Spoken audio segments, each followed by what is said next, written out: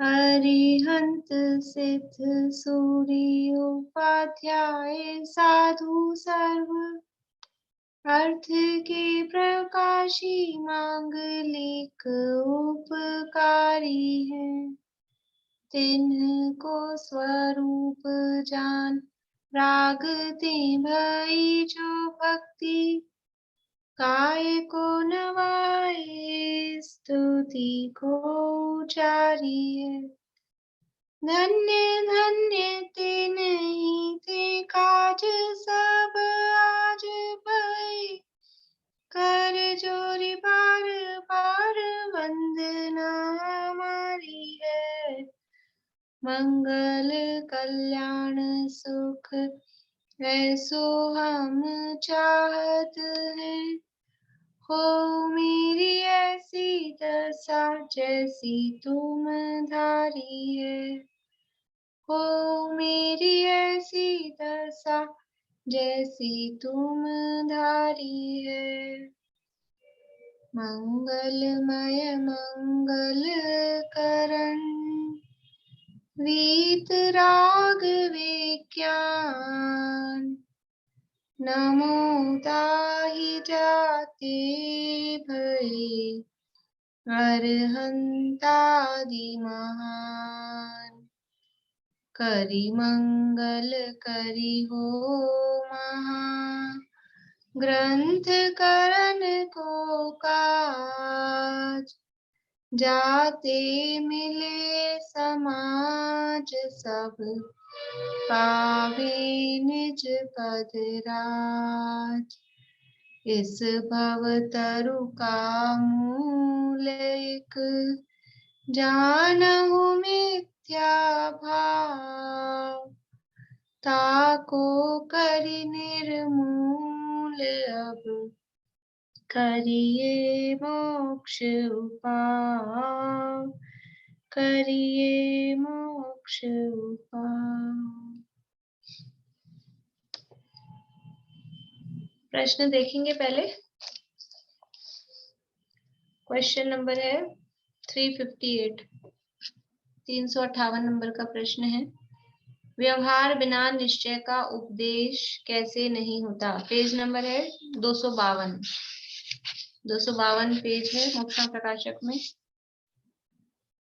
व्यवहार बिना निश्चय का उपदेश कैसे नहीं होता। बोलिए प्रमिला जी। किसी संसारी जीव को कि यह जीव है ऐसे निश्चय से पहचान कराई कि परद्रव्यों से ये भिन्न है, तो उसे कुछ समझ में नहीं आया। तब उसे व्यवहार से कहा कि शरीरादिक परद्रव्यों की सापेक्षता से यह मनुष्य जीव, नारकी जीव इत्यादि भेदों से पहचान कराई तो यह स्वयं को जीव मानने को तैयार हो। दूसरा, निश्चय से कहा यह जो स्वभाव से अभिन्न स्वयं सिद्ध यह जीव है, तो वो नहीं समझा। तब व्यवहार से अभेद वस्तु में भेद करके उन गुणों की पर्याय से समझाया, ये देखने वाला जानने वाला जीव है। तब उसे मैं स्वयं जानने देखने वाला जीव हूँ, पहचान हुई। तीसरा, निश्चय से कहा वीतराग भाव मोक्ष मार्ग, पर उसे नहीं समझ में आया क्योंकि वो वीतराग भाव पहचानता ही नहीं।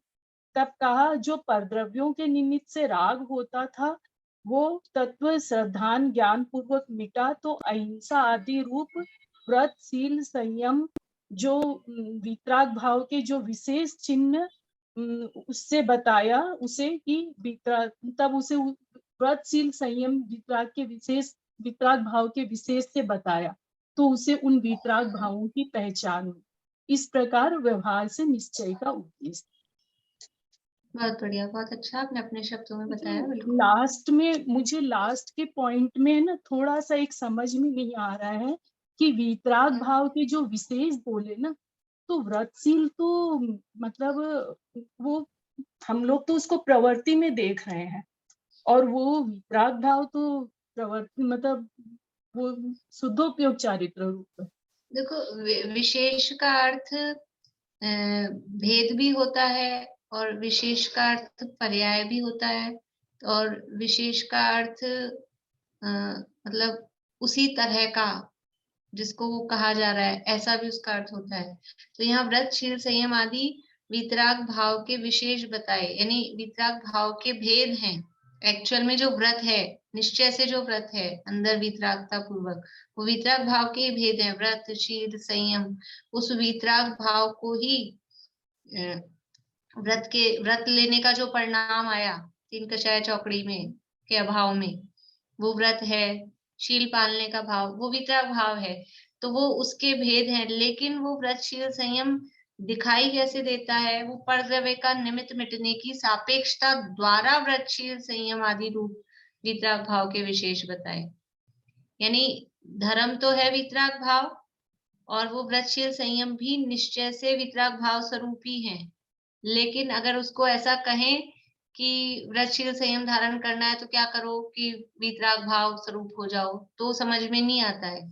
तो परद्रव्य की सापेक्षता मिटने, परद्रव्य के निमित्त मिटने की सापेक्षता द्वारा, कि जब यानी बाहर में 5 पापों का त्याग करो, बाहर में अब्रह्म का त्याग करो, बाहर में जीवों की हिंसा या इंद्रिय विषयों में जो आसक्ति है उसको छोड़ो, वो धर्म है, वो मोक्ष मार्ग है। तो ऐसे उसके विशेष बताए, वो परद्रव्य का निमित्त मिटने की सापेक्षता द्वारा। जैसे वो दिन में चल रहा था ना, सामायिक संयम और छेदोपस्थापना संयम, तो वो सामायिक संयम तो ऐसा ही है, और वो छेदोपस्थापना संयम में परद्रव्य का निमित्त मिटने की सापेक्षता द्वारा उसका कथन किया है। ठीक है, आया समझ में आपको? हाँ, आया। भावों को दिखाया नहीं जा सकता, उस परिणति हाँ, से उनको बताया जाएगा। हाँ, हाँ, बहुत बढ़िया। आगे, निश्चय से आत्मा कैसा है? बेला भाभी।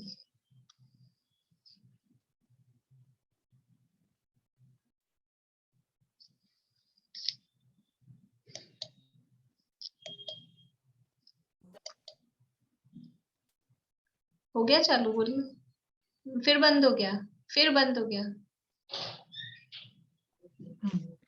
निश्चय से तो आत्मा परद्रव्यों से भिन्न, स्वभाव से अभिन्न, स्वयं सिद्ध वस्तु है।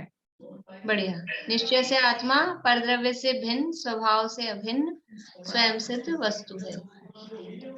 मनुष्य जीव, नारकी जीव डैश की सापेक्षता द्वारा कहा गया है। मनोरमा आंटी। व्यवहार की अपेक्षा। ठीक है, पर अपने को किताब में से देखना था उसको आंसर। बोलिए बेला जी। मनुष्य जीव, नारकी जीव शरीरादिक परद्रव्यों की सापेक्षा द्वारा कहा गया। बढ़िया। शरीरादिक परद्रव्यों की सापेक्षता द्वारा है तो व्यवहार से ही, लेकिन वो परद्रव्यों की, शरीरादि परद्रव्यों की सापेक्षता द्वारा कहा गया है। निश्चय से और व्यवहार से मोक्ष मार्ग क्या है? यानी निश्चय से मोक्ष मार्ग क्या है और व्यवहार से मोक्ष मार्ग क्या है? सुनीता आंटी। निश्चय से मोक्ष मार्ग वीतराग भाव है तथा व्यवहार से तत्सर्धान तथा ज्ञान पूर्वक पर द्रव के निमित्त मिटने की सापेक्षता द्वारा व्रत, शील, संयम आदि वीतराग भाव मोक्ष मार्ग कहा है। बढ़िया, बहुत अच्छा। व्रत, शील, संयम आदि को मोक्ष मार्ग किस अपेक्षा कहा है? निशांति। व्रत, शील, संयम आदि को पर द्रव्य का निमित्त मिटने की अपेक्षा से मोक्ष मार्ग कहा है। पर द्रव्य का निमित्त मिटने की अपेक्षा। बढ़िया। व्यवहार ने कैसे अंगीकार नहीं करना? इस क्वेश्चन में पूछना है भारती आंटी आपको। बोलिए बोलिए। वो मैं कह रही थी, मिटने की सापेक्षता और अपेक्षा, इसमें कुछ फर्क है? एक ही बात। एक ही बात है, वो पूछ रही थी। बोलो प्रीति। व्यवहार ने कैसे अंगीकार नहीं करना? हाँ, व्यवहार से जो नर, नारकी आदि पर्याय को जीव कहा है, उस पर्याय को जीव नहीं मानना चाहिए। दूसरा, अभेद आत्मा में ज्ञान, दर्शन आदि भेद करने पर उसे भेद रूप ही नहीं मान लेना चाहिए। तीसरा, उसी प्रकार परद्रव्य का निमित्त मिटने की अपेक्षा व्रत, शील, संयम आदि को मोक्ष मार्ग कहा है, लेकिन इन्हीं व्रत आदि को ही मोक्ष मार्ग नहीं मान लेना चाहिए। इसी प्रकार अन्यत्र भी व्यवहार का अंगीकार नहीं करना चाहिए। ठीक है, बढ़िया। और इसमें साथ में थोड़ा सा ये भी बता सकते हैं कि फिर क्या मानना है, वो भी उसके साथ में अपन ले सकते हैं। बढ़िया है, लेकिन वो टू दी पॉइंट आंसर है। हाँ, बोलिए प्रमिला जी। इसमें जैसे दिया ना, परमार्थ से शरीराधिक जीव होते नहीं, कथन मात्र है, ऐसा ही श्रद्धान करना। तीनों पॉइंट में इस तरह से दिया है कि इस तरह से अंगीकार नहीं करना है। वो भी अपन को मतलब लेना चाहिए, ताकि वो फिर वो कैसे अंगीकार नहीं करना, तो ये लेना है और ये नहीं लेना, वो दोनों बात उसमें आ जाए। कर ले, और छोटे छोटे ही हैं, कर ले पूरे। नर नारकादि पर्याय वास्तव में डैश के संयोग रूप है।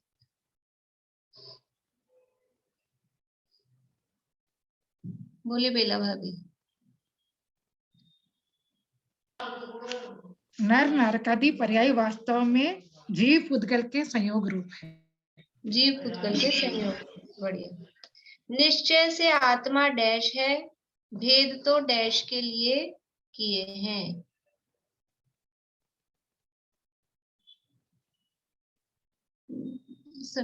वर्षा जी, आप बताएंगे?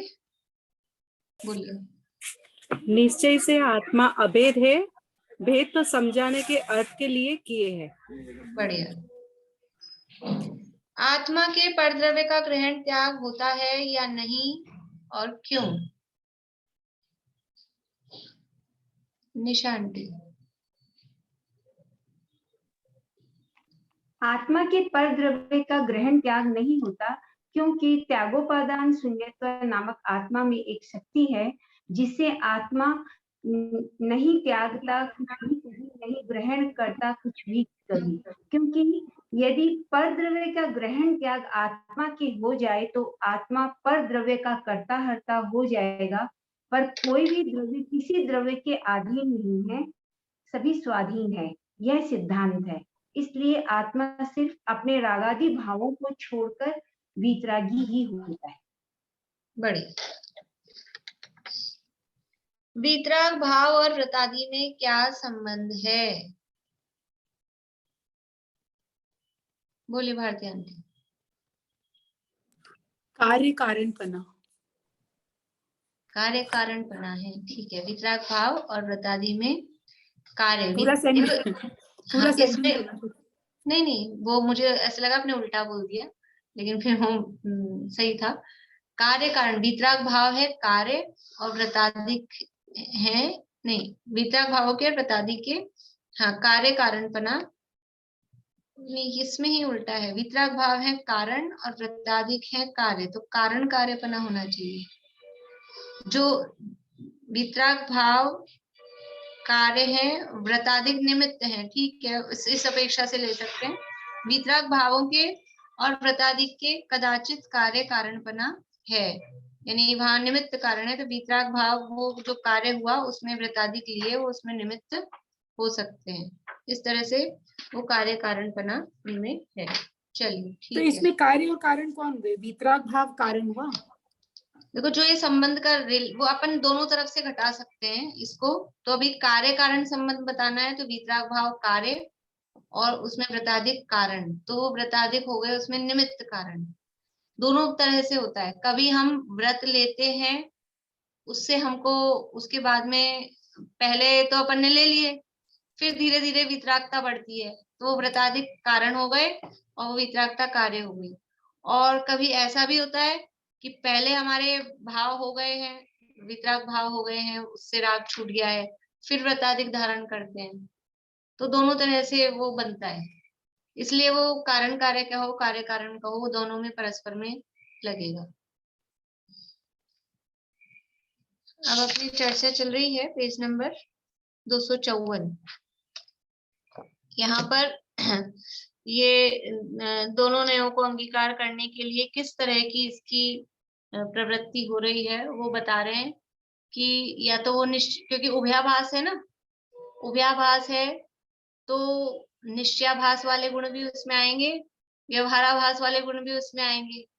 तो कभी तो वो निश्चयाभासी की जैसे अपने को सिद्ध समान शुद्ध मान के और ध्यान में बैठ जाता है और ऐसा ही मानता है ऐसा ही मैं हूँ, तो वो निश्चयाभासी की जैसा हो जाता है। या फिर ऐसा मानता है कि इस नए से आत्मा ऐसा है, इस नए से आत्मा ऐसा है, मतलब आत्मा को दोनों तरह का मानता है। वास्तव में आत्मा कैसा है, वो तो आत्मा तो एक ही तरह का होगा ना, लेकिन ये क्या समझ रहा है कि आत्मा शुद्ध भी है अशुद्ध भी है, और सर्वथा निश्चय से आत्मा शुद्ध ही है, व्यवहार से आत्मा अशुद्ध है, ऐसा मानता है। लेकिन वो व्यवहार से अशुद्ध है, व्यवहार की जो अशुद्धता है उसको सत्यार्थ मान रहा है। व्यवहार से अशुद्ध कहा गया है, वास्तव में अशुद्ध नहीं है, ऐसा नहीं मान रहा। तो किसी ने ऐसे आत्मा ऐसा है, किसी ने ऐसे आत्मा ऐसा है, ऐसा मानता है। परंतु वो नय का निरूपण का जो अभिप्राय है, नय द्वारा निरूपण का जो अभिप्राय, 254 पे बीच वाला पैराग्राफ है, नय द्वारा निरूपण करने का अभिप्राय मतलब उसमें जो अपेक्षा दी गई है, उसमें क्या अपेक्षा है और उस नय का वास्तव में स्वरूप क्या है।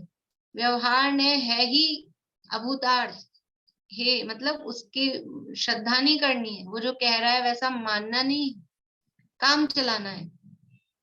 ऐसे दुनिया में भी अपने होता है ना, कुछ चीजों से बस काम चलाना होता है।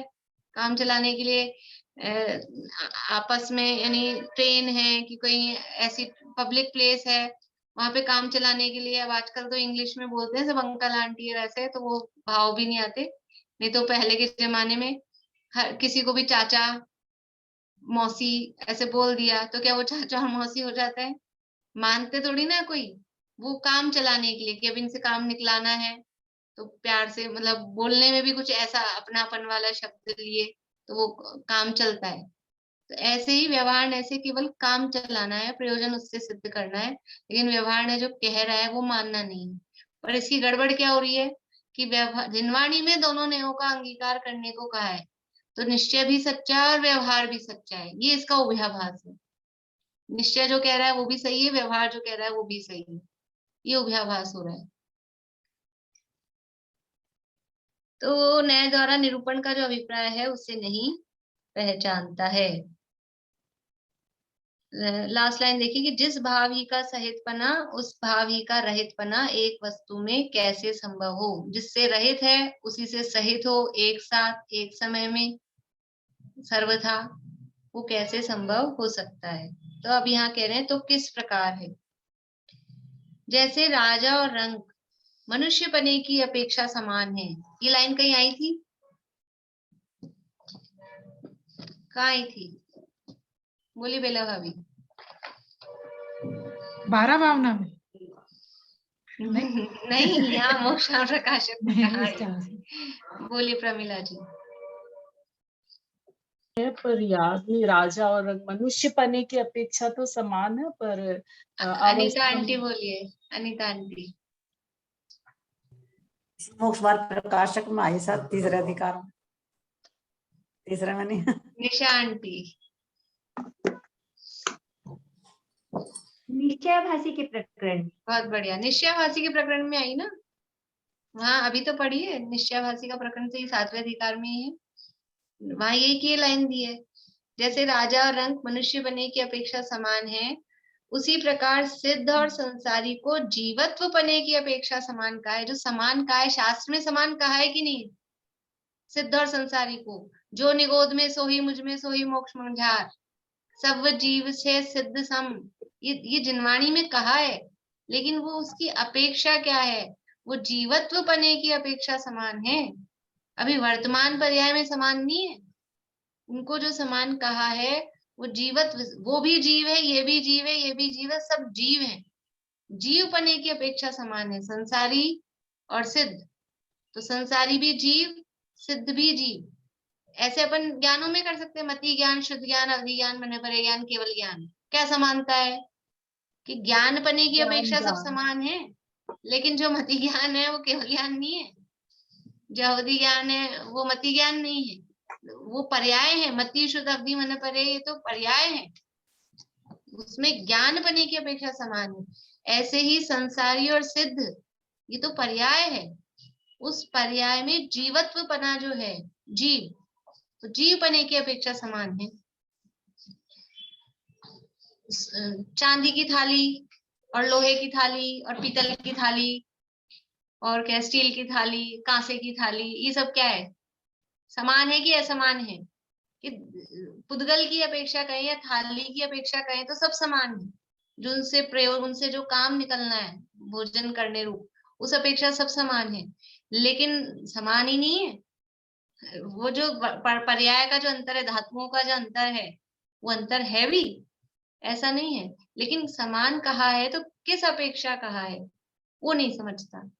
बस व्यवहार ने से तो निश्चय ने से समान है और व्यवहार ने से असमान है, ऐसा मानता है। लेकिन वो व्यवहार ने को भी सच्चाई मान रहा है कि असमान भी है, वो भी सत्य है, ऐसा मान रहा है। सिद्ध और संसारी को जीवत्व पने की अपेक्षा समान कहा है, केवल ज्ञान आदि की अपेक्षा समानता मानी जाए सो तो है नहीं। वर्तमान में अपने को सिद्ध समान शुद्ध मान रहा है कि अभी मेरे केवल ज्ञान हो गया, ऐसा मान रहा है, तो वो केवल ज्ञान वाली समानता नहीं है। ज्ञान की अपेक्षा देखा जाएगा तो हमारे मतिशुद्ध ज्ञान है, उनके केवल ज्ञान है, ये ऐसा मानता है। लेकिन उसमें ज्ञानपना, ज्ञानत्व, उसकी अपेक्षा समानता है। लेकिन मति और केवल, इसका तो अंतर है। बोलिए भारती आंटी। कि दोनों को एक संग कैसे समान मान सकता है वो उभयाभासी? कि मतलब मैं सिद्ध भी हूँ और मैं संसारी भी हूँ। हाँ, दोनों चल रहे हैं, दोनों चलते हैं। अभी आगे मतलब वृक्षशील संयम आदि, अगर अपने को संसारी नहीं मान रहा है तो वृक्षशील संयम क्यों पाल रहा है?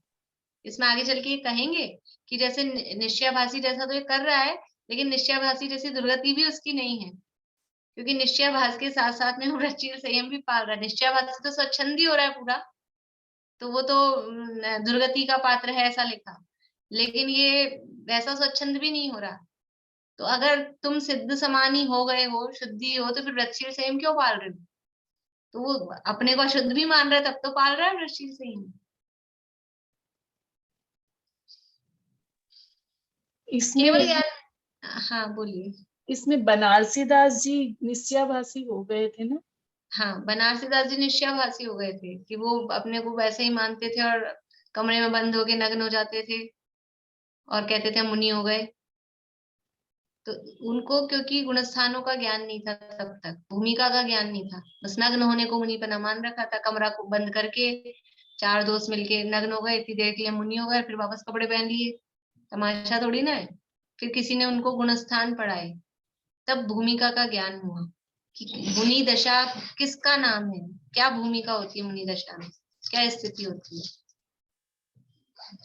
तो यहाँ केवल ज्ञान आदि की अपेक्षा समानता मानी जाए सो तो है नहीं। संसारी के, देखिए लाइन, संसारी के निश्चय से मति ज्ञान आदि ही है, निश्चय से है।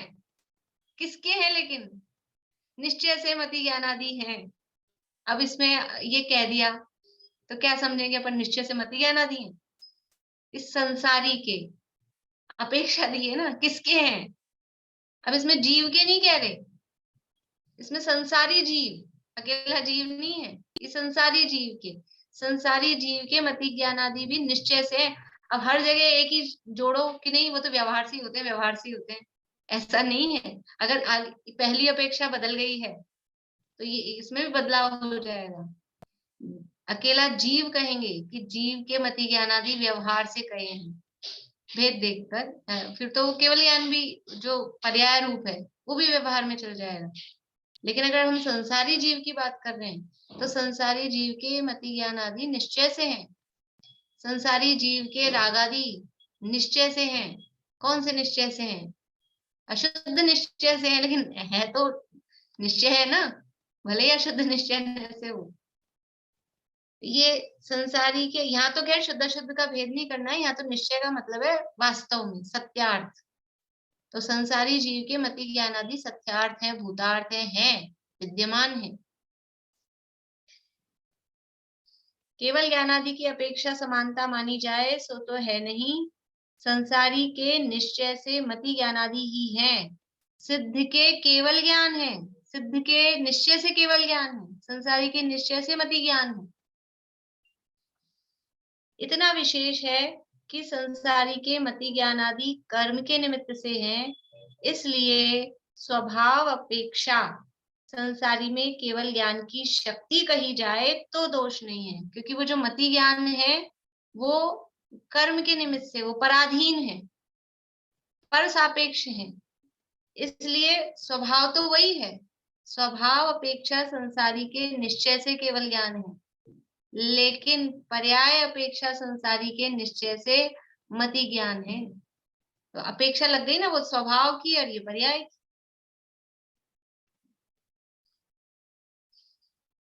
इतना विशेष है कि संसारी के मति ज्ञान आदि कर्म के निमित्त से है, इसलिए स्वभाव अपेक्षा संसारी में केवल ज्ञान की शक्ति कही जाए तो दोष नहीं है। अभी अपेक्षा लगाना और उसको समझना वो बहुत जरूरी है।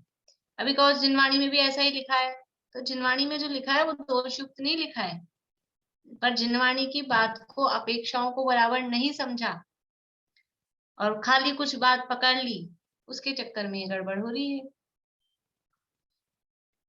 जैसे रंक मनुष्य में राजा होने की शक्ति पाई जाती है, उसी प्रकार यह शक्ति जानना। कोई रंक मनुष्य है, वो राजा, भारत का प्रत्येक नागरिक प्रधानमंत्री है कि नहीं है? प्रधानमंत्री है कि नहीं भारत का प्रत्येक नागरिक? की शक्ति अपेक्षा है, पर्याय में एक ही होता है एक बार में प्रधानमंत्री, सारे के सारे नहीं होते इतने करोड़ों लोग। शक्ति अपेक्षा, शक्ति मतलब योग्यता उनमें, यानी वो भारत के नागरिक हैं, भारत का नागरिक होने से वो प्रधानमंत्री बन सकते हैं, इसलिए ये उनकी शक्ति अपेक्षा है। फिर उसमें और कंडीशंस जो भी हैं दुनिया भर की, इतनी एज होनी चाहिए और ये होना चाहिए वो होना चाहिए, वो अलग है। लेकिन भारत का नागरिक होते ही एक स्वभाव शक्ति अपेक्षा से, अमेरिका का आदमी भारत का नागरिक बन सकता है क्या? वो भारत का प्रधानमंत्री, कि वो तो उसमें शक्ति अपेक्षा भी नहीं है कि भारत का नागरिक होगा वही भारत का प्रधानमंत्री बनेगा। जैसे रंक मनुष्य में राजा होने की शक्ति पाई जाती है, उसी प्रकार यह शक्ति जानना। तथा द्रव्य कर्म नो कर्म पुद्गल से उत्पन्न हुए हैं, इसलिए निश्चय से संसारी के भी इनका भिन्नपना है। जो कर्म है, द्रव्य कर्म है, नो कर्म है, शरीरादिक है, ये सब पुद्गल से उत्पन्न हुए हैं, पौद्गलिक हैं। द्रव्य कर्म कर्मण वर्गना से बने हैं, नो कर्म कौन सी वर्गना से बने हुए हैं? नो कर्म वर्गना, इनका ही बनना है ना। नो कर्म वर्गना तो कॉमन वर्ड है, 5 प्रकार की आहार वर्गना से, आहार वर्गना, बढ़िया, आहार वर्गना से। नो कर्म वर्गना इन सबको कहते हैं। किस सबको कहते हैं? जो 6 पर्याप्तियां है ना, 6 पर्याप्तियों के योग्य जो पुद्गल हैं, उन सबको मिला के कहते हैं नो कर्म वर्गना। अब 6 पर्याप्तियों में कौन कौन सी वर्गनाएं आएगी फिर? 6 पर बोलिए सुनीता भाभी, हाँ बोलिए। भाषा वर्गना, आहार वर्गना, कर्मण वर्गना, 6 पर्याप्तियों में बताने की बड़ी, 6 पर्याप्तियों में कौन कौन सी वर्गनाएं काम आएंगी? एक भाषा वर्गना तो रहेगी, आहार हाँ। वर्गना भी रहेगी, कर्मण वर्गना भी रहेगी। कर्मण वर्गना कौन सी पर्याप्ति में काम आएगी? नहीं, कर्मण वर्गना नहीं रहेगी। कर्मण वर्गना नहीं, मनोवर्गना, मनोवर्गना, मन पर्याप्ति में मनोवर्गना। तो ये तीनों वर्गनाएं अलग अलग है ना। आहार वर्गना, उससे आहार शरीर इंद्रिय, हाँ, फिर और श्वासोच्छ्वास, हाँ, फिर भाषा बनेगी भाषा वर्गना से, मन बनेगा मनोवर्गना से। तो 3 तरह की वर्गनाएं, इन सबको मिला के बोल देते हैं नो कर्म वर्गना। मन वचन काय तीनों बन रहे हैं ना, उससे उनको मिला के नो कर्म वर्गना बोल देते हैं। तो नो कर्म किससे बन रहा है? तो नो कर्म वर्गना जवाब ठीक है, लेकिन सामान्य रूप से कहेंगे नो कर्म मतलब जैसे शरीर, तो वो आहार वर्गना से। तो द्रव्य कर्म नो कर्म ये पुद्गल से उत्पन्न हुए हैं, पौद्गलिक है ये वर्गनाएं, इसलिए निश्चय से संसारी के भी इनका भिन्नपना है।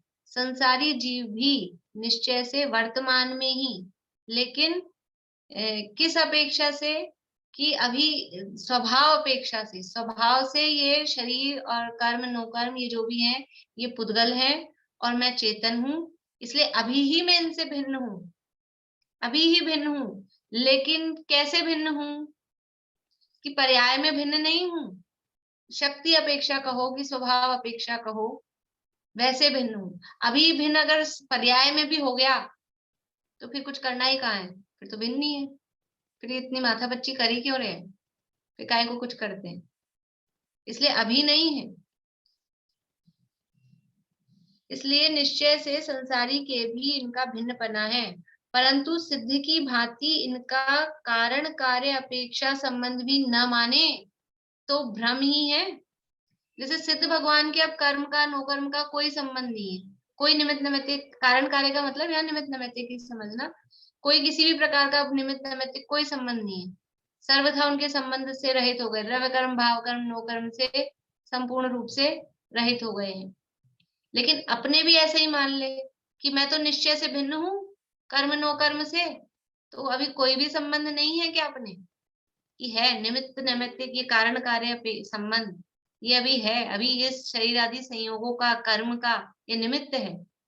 जो भी हमारा स्वभाव भी स्वभाव है ज्ञान, पर वो भी जो ज्ञान दिखाई दे रहा है वो भी तो कर्म के निमित्त से ही दिखाई दे रहा है ना। जो मति ज्ञान शुद्ध ज्ञान जितना उघाड़ दिख रहा है, ये जो अवस्थाएं आ रही हैं, ये सब कर्म के निमित्त से होने वाली अवस्थाएं, द्रव्य कर्म के उदय में हो रखी है सारी, नो कर्म है साथ में। इसलिए कारण कार्यपना भी न माने तो भ्रम ही है, फिर भ्रम में पड़ा है, ऐसी गाफिल हो रहा है, ये भी मोह का ही तो उदय है, इसलिए मिथ्यात्व है ना। ये उभयाभासी क्या है, मिथ्या दृष्टि है। भ्रम का मतलब क्या, भ्रम का मतलब मिथ्यात्व है, मोह में गाफिल भूला हुआ है। तथा भाव कर्म आत्मा का भाव है, सो निश्चय से आत्मा ही का है, परंतु कर्म के निमित्त से होता है। यानी ये तीनों को पहले तो कर्म और नो कर्म बता दिए, तो दोनों पुद्गल के हैं, वो तो भिन्न है ही। अब भाव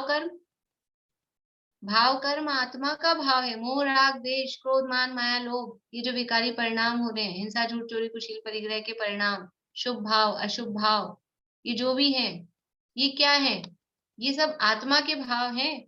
तो निश्चय से आत्मा के हैं, अशुद्ध निश्चय से रागी द्वेषी मोही, या इधर से देखें तो अपन उपचरित सद्भूत व्यवहार से, लेकिन अभी व्यवहार नहीं लगाना है, अभी तो निश्चय ही लगाना है। ये निश्चय से ही आत्मा के हैं, आत्मा में ही होते हैं। कभी किसी जड़ पुद्गल में टेबल कुर्सी में राग द्वेष होते हैं, कभी इनको कुर्सी टेबलों को दीवारों को मकान को इनको आता है कोई भाव, इसको मार दूं इसको बचा लूं, इसमें नहीं होते, जीव में होते हैं। तो निश्चय से जीव के हैं, निश्चय से आत्मा का है, परंतु होता कैसे है, आत्मा का है निश्चय से क्योंकि आत्मा में हो रहा है, लेकिन आत्मा का स्वभाव नहीं है। आत्मा में होने पर भी आत्मा का स्वभाव नहीं है, कर्म के निमित्त से होता है। और जो दूसरे के निमित्त से होए वो अपना नहीं, जो जिसके निमित्त से होता है वो उसका होता है। ऐसा होता है कि नहीं होता है, जो जिसके निमित्त से होता है। जैसे लड़की अपने घर में पैदा होती है, फिर भी अपन कहते हैं अपनी है, कि तो पराई है ऐसे ही कहते हैं ना। क्यों, क्योंकि वो दूसरे के निमित्त से, मतलब दूसरे के लिए, दूसरा उसका स्वामी बनने वाला है, हम उसके स्वामी नहीं बनने वाले।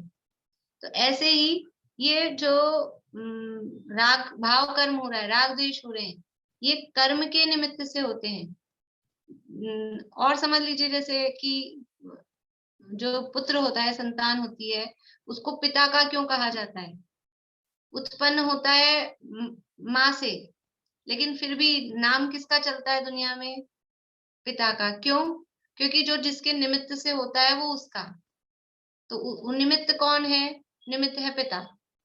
तो जो जिसके निमित्त से होता है उसको उसका कहा जाता है।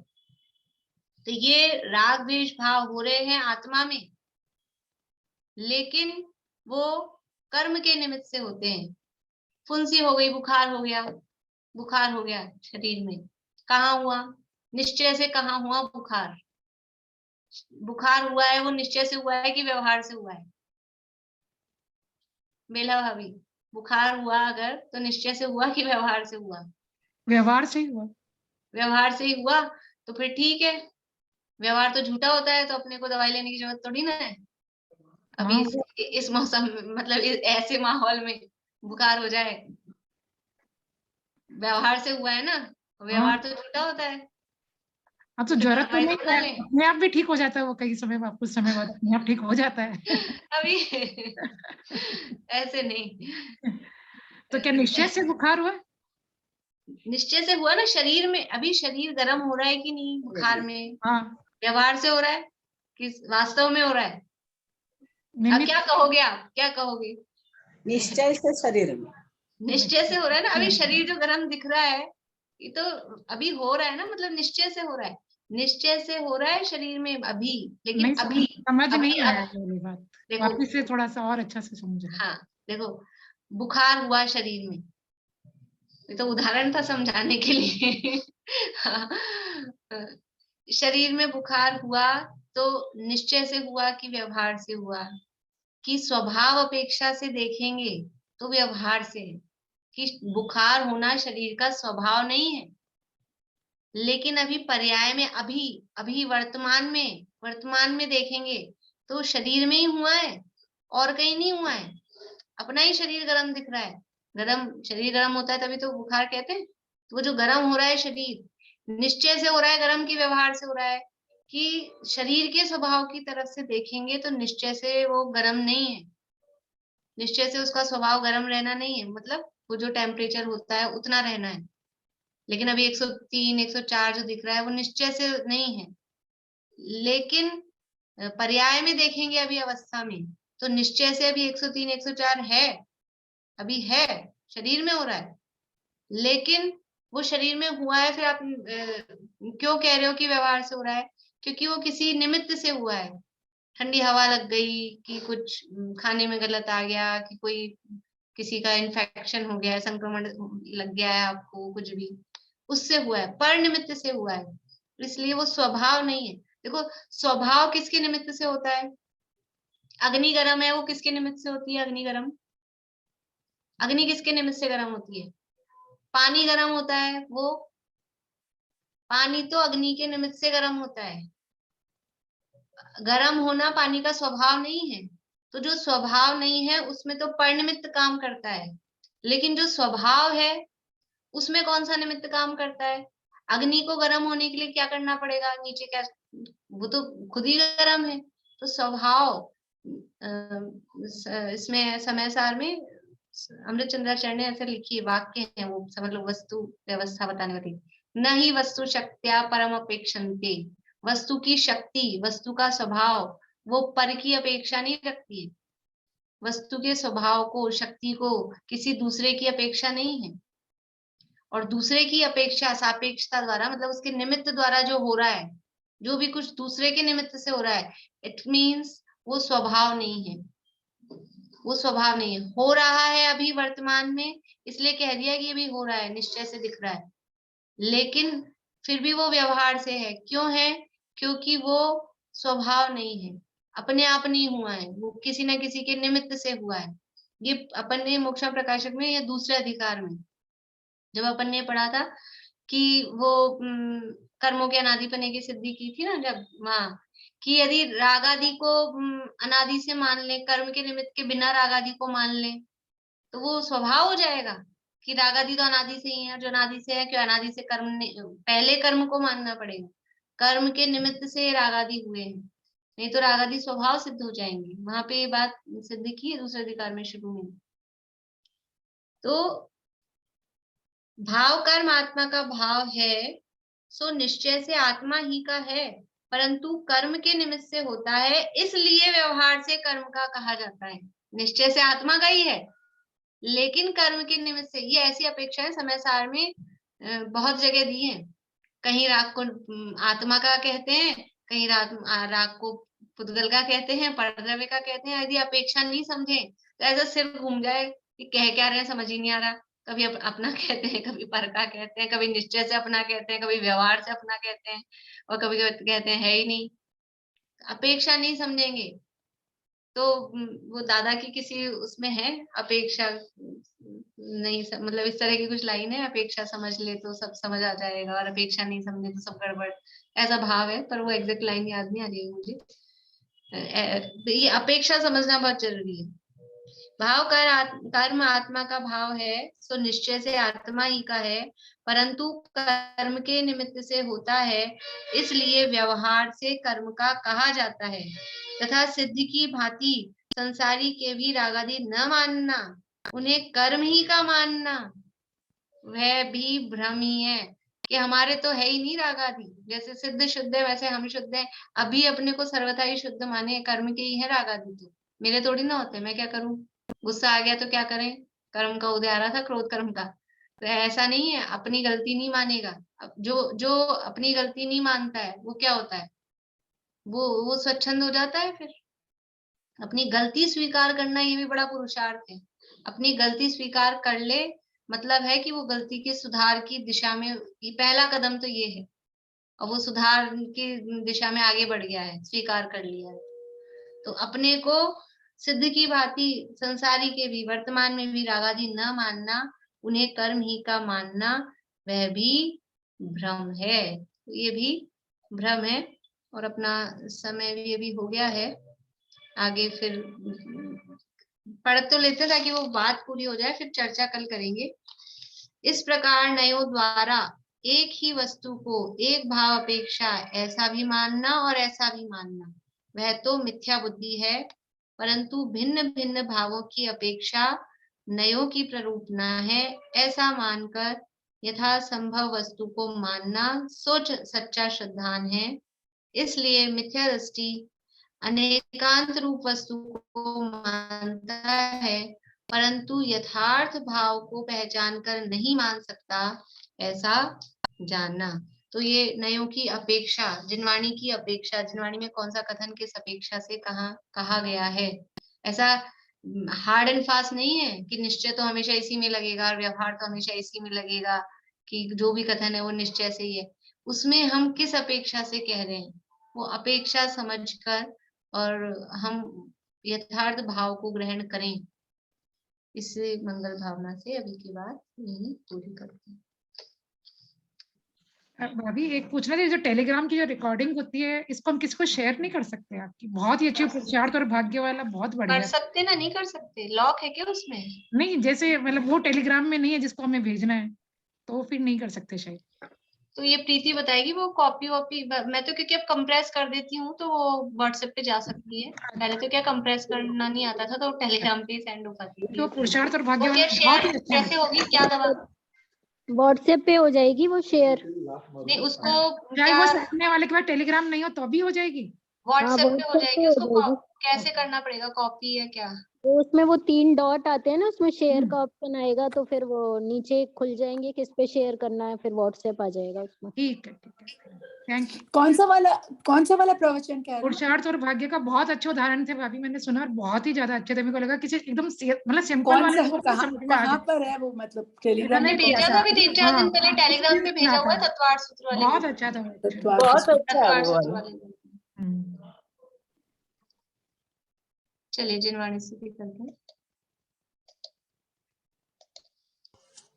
किसका है वो?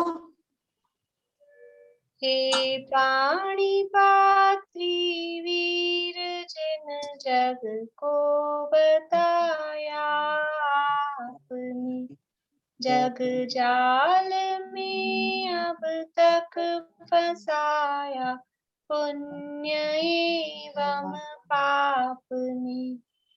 पुण्य एवं पाप से है पार मग सुख शांति का, यह धर्म का है मरम, यह विस्फोट आत्म क्रांति का, विस्फोट आत्म क्रांति का।